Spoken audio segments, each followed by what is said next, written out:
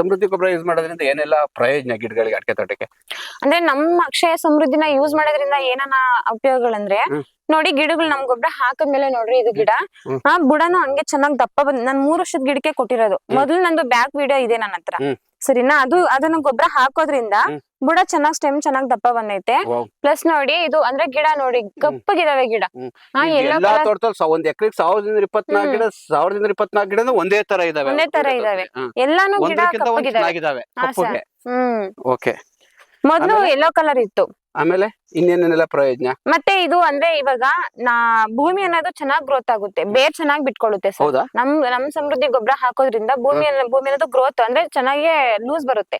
ಅದು ಲೂಸ್ ಬರೋದ್ರಿಂದ ಬೇರೆಲ್ಲ ಚೆನ್ನಾಗ್ ಹೋಗುತ್ತೆ.